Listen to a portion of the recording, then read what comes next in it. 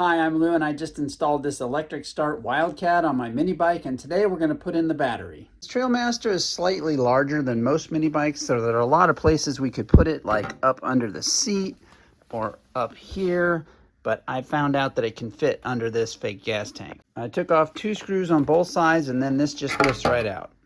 There's enough room under the shell anywhere along here, and so we'll put it right about there. To make a battery box, I have some steel diamond plate, but I think I'm going to use this old aluminum sign. Trace the bottom of the box, extend all those lines out, mark out the corners, and I'll cut it out on a bandsaw.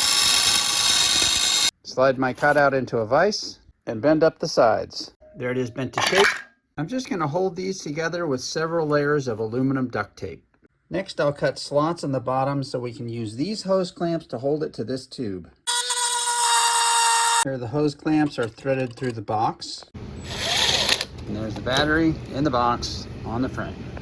And there it is, completely hidden under the fake tank. If you're interested, my next video will be linked right here on Minibike wiring, where I'll install a headlight and electric start.